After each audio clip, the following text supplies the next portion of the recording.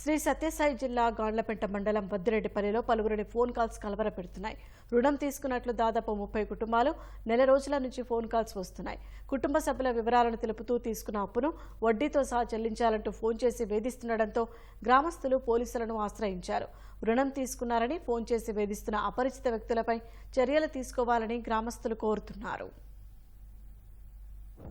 Phone చేస్తాను మాకు ఎవరన్నా అంటే ఎవరు చెప్పినారు ఎక్కడ ఏం కదా అంటే మాకు ఎవరు చెప్పలా అని ఈ విధంగా చెప్తాను. మాకు ఫోన్లో క్లియర్ చేస్తాను. అమౌంట్ వచ్చి 6-7 లక్షలు చెప్తాను. మాకు ఎవరు ఎక్కడ బ్యాంకు పేరు చెప్పలా.